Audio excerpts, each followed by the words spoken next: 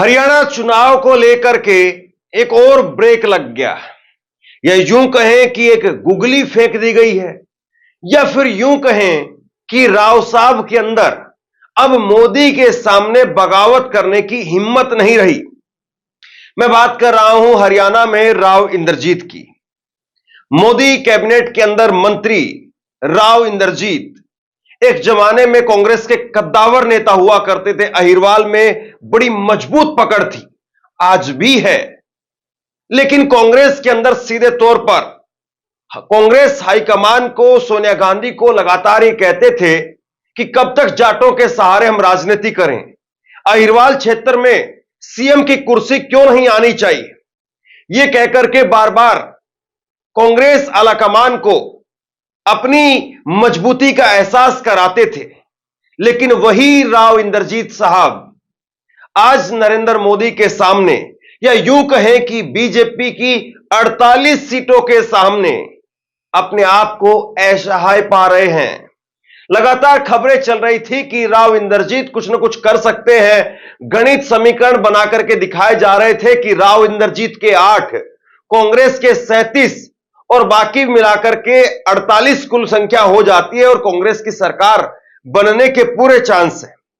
कई जगह पर खबरें चली, दैनिक भास्कर ने भी एक खबर दिखाई और उसमें दिखाया गया कि कांग्रेस के सरकार बनाने के चांस हो सकते हैं। राव इंद्रजीत लगातार अपने विधायकों से मुलाकात कर रहे हैं और 9 विधायक राव इंद्रजीत के खेमे में हैं। राव इंद्रजीत से मुलाकात करने के लिए पहुंच चुके हैं। लेकिन इन सारी खबरों के बीच में किसी और ने नहीं बल्कि खुद राव इंद्रजीत ने सामने आकर के इनका खंडन कर दिया। अब खंडन कर दिया या फिर ये कुछ समय की चुप्पी है या 48 सीटों का जोर है। अगर यही बीजेपी 40 पर आई होती और यही बीजेपी अगर जोड़ तोड़ करके 45-46 तक पहुंच रही होती तो शायद राव इंद्रजीत उस हालत में होते कि बीजेपी को आंखें दिखा सकते। लेकिन अब राव इंद्रजीत को खुद से सामने आकर के एक ट्वीट करना पड़ा। आज ही सुबह राव इंद्रजीत ने एक ट्वीट किया। राव इंद्रजीत ने लिखा कि कुछ मीडिया चैनलों पर तथ्यहीन खबरें चलाई जा रही हैं जिनमें मुझे 9 विधायकों के साथ बगावती दिखाया जा रहा है। यह सब तथ्यहीन, आधारहीन समाचार है। मैं और सभी साथी विधायक भारतीय जनता पार्टी के साथ मजबूती के साथ खड़े हुए हैं। राव इंद्रजीत कह रहे हैं कि आधारहीन खबरें चलाई जा रही हैं। 9 विधायकों के साथ सामने मुझे जो है वो बीजेपी के सामने बागी के तौर पर दिखाया जा रहा है कि 9 विधायक मेरे पाले में है और मैं बागी हो गया हूं। लेकिन एक छोटा सा सवाल जो राव इंद्रजीत से पूछा जाना चाहिए, इस वक्त में ट्विटर हैंडल पर राव इंद्रजीत के समर्थकों के 1-2 नहीं बल्कि दर्जन भर से ज्यादा हैंडलों पर, फेसबुक पर, ट्विटर पर आपको राव इंद्रजीत के नाम की रील दिखाई देने लगेगी। यह केवल न्यूज चैनलों में बात नहीं है। कई अलग अलग जो है वो हैंडल, वो रील बना करके कह रहे हैं कि राव साहब अब नहीं तो कभी नहीं और राव साहब झुकेंगे नहीं। यादवों को हरियाणा के अंदर राव साहब कहकर के पुकारा जाता है। अब ऐसे में आप बताइए कि राव इंद्रजीत की जो बात है वो केवल मीडिया चैनलों के ऊपर ठीकरा फोड़ देना वो कितना सही है। और चलिए मान लिया कि सोशल मीडिया को भी छोड़ दें तो राव इंद्रजीत के खुद के हैंडल को जरा आप देखिए। राव इंद्रजीत का जो खुद का ट्विटर हैंडल है उसमें सिर्फ 8 तारीख को जब नतीजे आए थे उस दिन बीजेपी की जीत को लेकर के राव इंद्रजीत ने एक ट्वीट किया और उसके बाद से 5 दिन बीत गए हैं लेकिन दूसरा कोई ट्वीट उन्होंने नहीं किया है। अपनी जीत को लेकर के, बीजेपी की जीत को लेकर के या पर्टिकुलर नायब सिंह सैनी को कोई गुलदस्ता देते हुए कोई फोटो ट्वीट करके या मोदी को गुलदस्ता देते हुए कोई फोटो ट्वीट करके मोदी या नायब सिंह सैनी को जीत का क्रेडिट नहीं दिया है। उनके ट्विटर हैंडल पर पिछले 5 दिनों में सिर्फ एक ट्वीट यह आपको मिलेगा जो कि 8 तारीख को किया हुआ है और इसमें उन्होंने 2 एक साथ ट्वीट किए थे और इसमें राव इंद्रजीत ने जो है वो लिखा था कि आप सभी हरियाणा वासियों का हार्दिक अभिनंदन।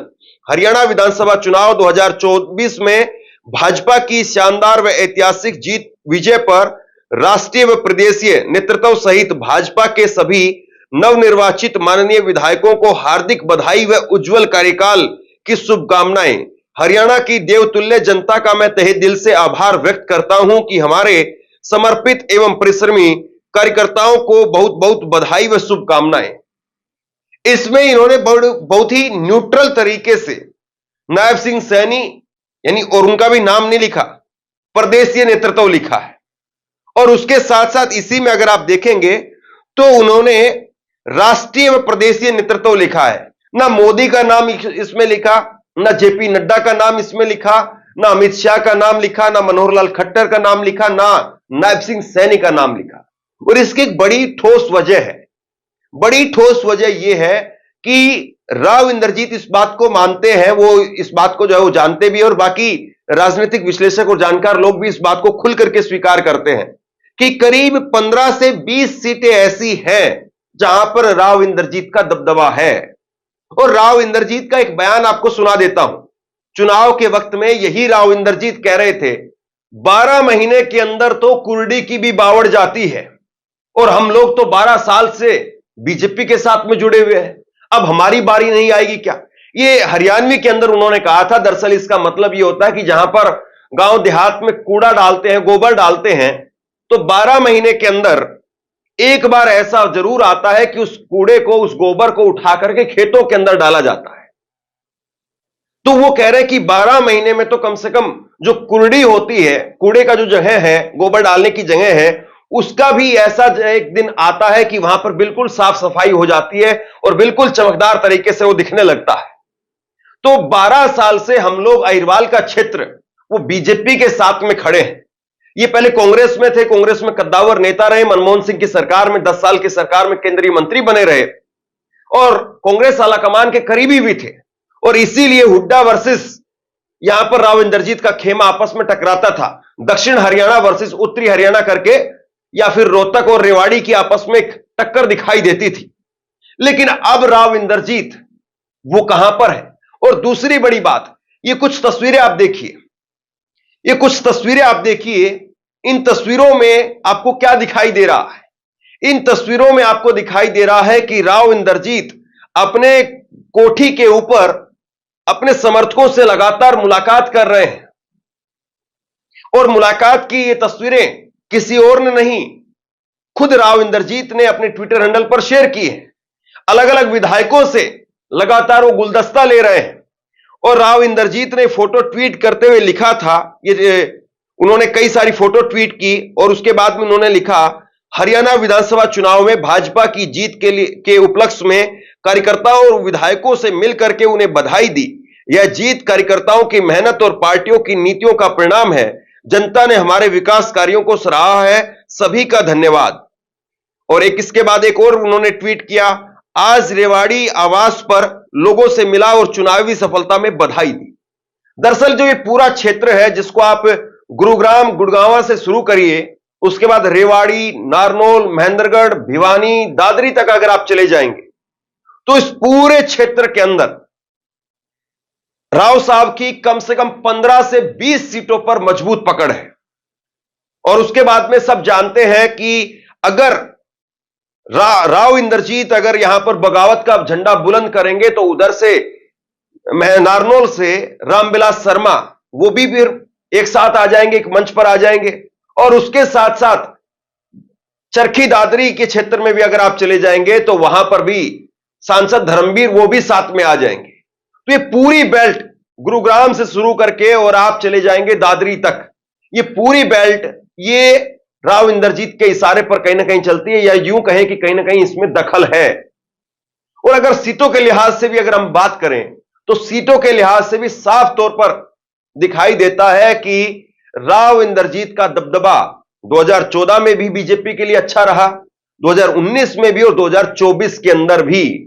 ये स्क्रीन पर आपके आंकड़े हैं और ये आंकड़े अपने आप में बहुत कुछ गवाही देते हैं। देखिए जरा, अहिरवाल रीजन की अगर बात करें तो इसमें दक्षिण हरियाणा में भिवानी, महेंद्रगढ़, दादरी, रेवाड़ी, झज्जर, गुरुग्राम, फरीदाबाद, पलवल, नूंह जिले आते हैं, जहां पर विधानसभा की कुल 33 सीटें हैं।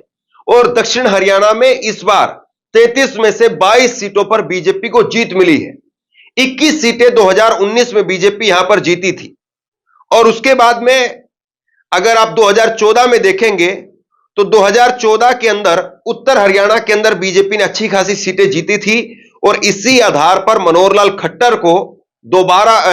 खट्टर को सत्ता की बागडोर सौंपी गई थी।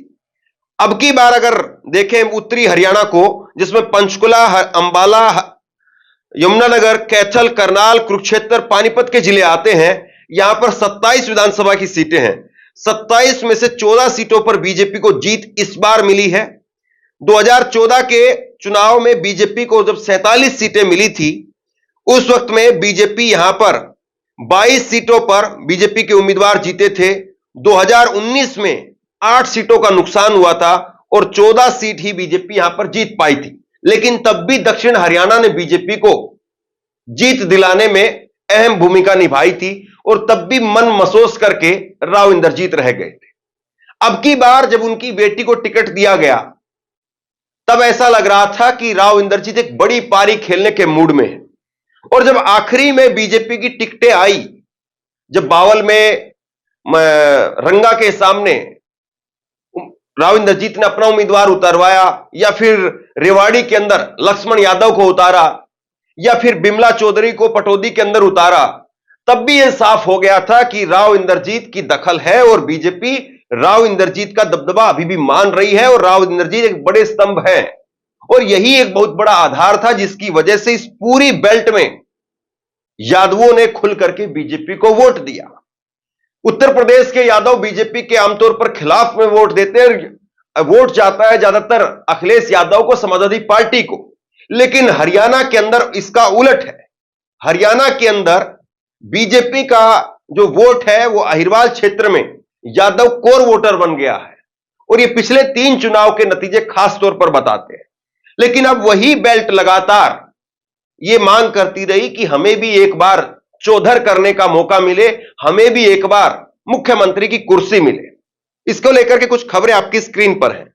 यह आप खबर देखिए, हरियाणा में भाजपा की जीत से लग सकती है यादव नेताओं की लॉटरी, डिप्टी सीएम पर भी नजर है। मतलब एक तरफ तो ये खबरें चलाई जा रही थी कि हम कुर्सी के दावेदार हैं, हम मुख्यमंत्री के दावेदार हैं, और अब कहा जा रहा है कि या तो आरती राव को डिप्टी सीएम बना दिया जाए, लेकिन मुझे नहीं लगता कि आरती राव को डिप्टी सीएम बनाया जाएगा। लेकिन हां, यह जरूर लग रहा है कि राव इंद्रजीत की जो करीबी है, पटौदी से विधायक इस बार जीत करके आई हैं, बिमला चौधरी एससी से आती हैं, वो उनको जरूर हो सकता है कि कैबिनेट के अंदर जगह मिल जाए। लेकिन बार बार राव इंद्रजीत के सामने एक टीस तो जरूर रहेगी, और वो टीस ये कि वो अपने जीवन में एक बार हरियाणा का मुख्यमंत्री बनना चाहते थे, लेकिन हरियाणा का मुख्यमंत्री बनने का उनका ये सपना ऐसा लग रहा है कि खुद वो छोड़ रहे हैं। अब वो छोड़ रहे हैं, इसके पीछे वजह क्या है?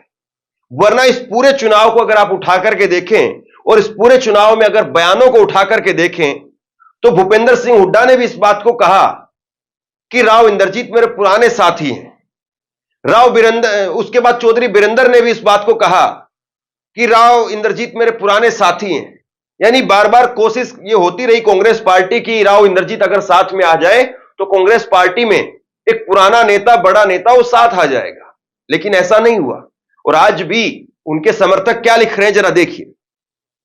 दीपक खत्री लिखते हैं कि राव इंद्रजीत मुख्यमंत्री बनने की इच्छा सबकी होती है, लेकिन भारतीय जनता पार्टी केवल अहिरवाल के क्षेत्र के लोगों के वोट लेकर के उन्हें विकास से दूर रखती है। फिर उनके लोगों को उचित प्रतिनिधित्व भी भाजपा में नहीं दिया जाता। राव साहब, अब समय है अपने पुराने घर लौटने का। तो राव साहब पुराने घर लौट पाएंगे, या राव साहब अब मन महसूस करके बस अपनी राजनीति को एक हैप्पी एंडिंग की तरफ देख रहे हैं, या जोखिम लेकर के कम से कम राव साहब एक बार अपने आप को मुख्यमंत्री हरियाणा का बना सकते थे? या फिर बीजेपी के अंदर 240 सीटें आने से मोदी के तेवर जो डाउन हुए थे, अब भाजपा के नेताओं को यह इशारा मिलने लगा है कि हरियाणा में 48 सीट आने के बाद, यानी पूर्ण बहुमत मिलने के बाद, और उसमें भी 3 अन्य निर्दलीय विधायकों के समर्थन मिलने के बाद भाजपा 51 पर आ गई है, और भाजपा अब किसी की सुनने वाली नहीं है। नरेंद्र मोदी अब वही अपना माई वे और हाईवे की रणनीति पर चलेंगे, और इसीलिए राव इंद्रजीत ने अपने आप को टक्कर लगने से पहले ही साइड में कर लिया है, सड़क से उतर करके किनारे किनारे पैदल चल पड़े हैं और बस जितना रास्ता नाप सकें बस उतना रास्ता नापेंगे, या कुछ देर की और खामोशी है और उसके बाद राव इंद्रजीत कुछ नई गुगली फेंकेंगे? सवाल इस बात का है। आप क्या सोचते हैं नीचे कमेंट बॉक्स में लिख करके जरूर बताइए। इस वीडियो को शेयर कीजिए और इसी तरह की तमाम खबरों के लिए ऑनलाइन न्यूज इंडिया को सब्सक्राइब कीजिए। आपका बहुत बहुत धन्यवाद।